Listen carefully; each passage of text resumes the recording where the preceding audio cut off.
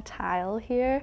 So it's lungs, and it's kind of representing how like the forest and the rainforest are the lungs of the earth. Design thinking is about a discussion, so you're not just making pretty art, it's for a purpose. It's for a grander purpose for the whole of society. It's not just, here, Mom, is your Christmas present. So like you can approach it really differently in artwork, I feel like, and you don't really have to hit all the right markers about what you're talking about. Like you can totally just like express it in a different way or how you see it because it's through your own artwork. So it says lost there, felt here. So it's just showing how deforestation really affects like us a lot, and it needs to be paid more attention to. Our vision for the design thinking Making a Difference in the World project is there were three main aims. The first was really to look at people in our own community and what kinds of careers and jobs and possibilities were there if you wanted to stay and be a sustainable part of our community. And so we identified 13 artists, builders, makers, tradespeople who had made the decision to get some post-secondary education and then come back to the community and contribute in those different roles and make a living, a sustainable living in our community. I'm a former student of School District 10. I graduated in '08, and I'm a filmmaker, and I own my own production company. I'm here in Burton today, and we are doing stop motion. So they are being directors, cinematographers, and editors, and making magic happen. He was there on Sunday. Oh. Well, Chef Nicholson from Halcyon Hot Springs came in, and he's a very accomplished chef. He has a chef de cuisine certification, so it was a real treat. But the whole basis was food as art. There's a lot of different levels to food art, for sure, because you don't just see it. You see it first, and then you smell it, and then you taste it, and then you feel it in your mouth, and then you get like the sensation of it. He really brought like passion to everything he did and got us really excited about the cooking that we're doing. So much thought goes into how you create this dish, like what will go good together and how to make those colors pop. And he taught us a lot about plating and different things we can do to get into the culinary world, like programs, apprenticeships, stuff like that. Another core goal was integrating some parts of the redesigned BC curriculum. So we're really focusing around the core competencies of critical thinking, creative thinking, communication, and social responsibility. At first we worked with the students and we were watching films, and we tried to encourage them to view it in things like, what is the story? What were the techniques used to make the film? What kind of music was there? What would you do different if it was your film? And so I think making film is a perfect example of using critical thinking. I am showing the kids how to do monoprints. And it is a type of printing that is like no other because you have no addition. It is just one picture at a time, and it is the most painterly type of printing that there is. I usually like to stop and think of what kind of mood I'm in. Like, am I in the mood for something plain and simple, something with lots of colors and stuff like that? Right here, I was in the mood for something out of the box. So that's what my phrase is. And so then I thought what would make it look neat is with a swirl. The creation aspect then makes things go off in their brain, and they can say, oh, the purple worked really well with the yellow, so let's do some more. You could see the progression from print A to print Z. Like there was a true progression. I'm making marks, and my marks are changing, and when I do this, I can do this. The progression you would see is astronomical. Over the last 3 days, I have been trying to teach and to inspire children to create their own choreography and come up with their own dance moves.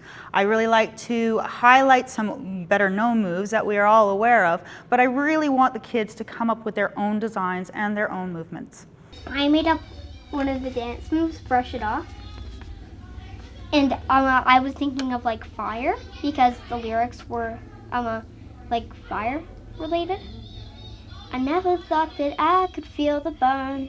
The second piece of that curricular objective was around the new Applied Design and Skills Technology, the ADST curriculum.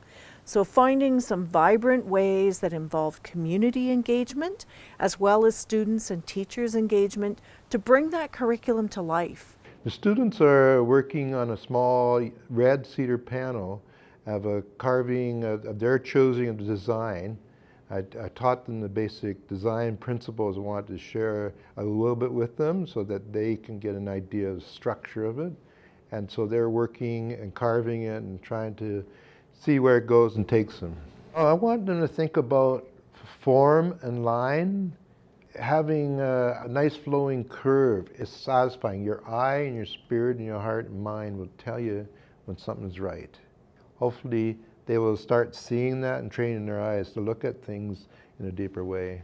When I teach filmmaking, I teach them to make it once, and then they'll show it to somebody, and maybe that person will have a different perspective, and then the director will get that critique and either make the changes based on that, or they will decide for themselves that they want to stick to what their path is. And so what I see filmmaking doing is that the film changes every day. It's kind of rough in the beginning, and then it gets remade, and then we watch it, and then it gets remade again. So it's like a series of prototypes, essentially, to make a film. Today we're in like a forest area with Eloise, learning about Aboriginal things and making things out of sticks like brooms, and we can make walking sticks or arrows. I really liked walking around and looking at all the cool stuff in nature and collecting the stuff that we wanted to take, and also giving out the offering. First, I just try to relax them to breathe in, breathe out, and let go of everything. And just in that silence and that peace for them to find what it is they want to make. Sometimes it's for someone who's sick or someone in the family, or there's some kind of intention behind all creativity. It's a willow branch. You peel it, you cut a little bit out of the top, a little split, and then you put the string in it and wrap it around at least 50 to 100 times. She's teaching me how to do this right and make it so it'll last much longer.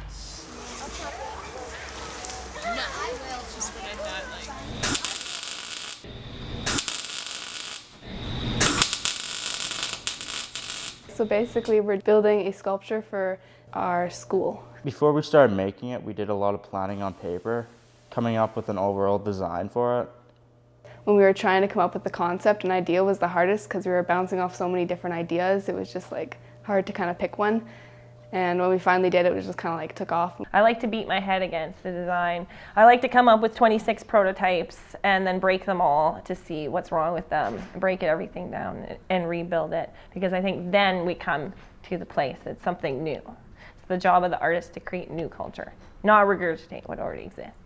The third piece that we are looking for was students would gain some skills in thinking beyond themselves. We really wanted students to be able to think about the things that they designed and built and created to be about contributing. I like just building sculptures and stuff, and just the idea of it.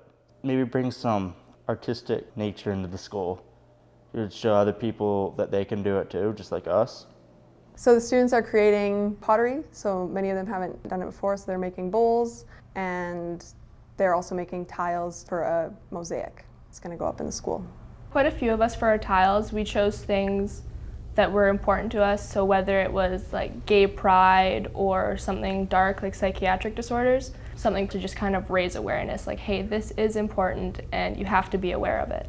I started making this one, and it's about empowerment of women and that they should just be confident with their body and everything. They're formulating ideas about their voice in the world and how to make it a better place. Speaking about the content of the films that are being created, I think the films can definitely, not only in the community, but in the greater world, can make other people feel better. Anxiety and depression takes a lot of effort to overcome. Please don't give up. It does get better. So the gift of time and expertise, particularly people working in the arts who often work in studios or out of the public view, I think it just gives students an awareness of the richness in the community and the role the arts plays in everyday living. I have been drawing anime with Amy. It's a professional that have been to Japan and learned these art techniques, and it's great. And so just by having a real anime artist right there, just giving you quick tips has really improved my style of drawing and what I want to achieve later on. Design process, I think, will be useful in everyone's life all the time because it's problem solving and it's deeper thinking. It could help with your creativity and also open you up to new things. I am very intuitive, free-flowing, empathic. I like to see where my dancers are, and I just like to bring them up from that point. She brings pizzazz and happiness, and she brings a lot of joy when she comes, and she brings a lot of positive attitude. But I think the best gift is it gives students and children an optimistic view to the big issues that they're facing in the world. You can begin to live in a little more proactive rather than reactive or even just despair on some of the big problems facing us right now. Because together we will make a difference in the world.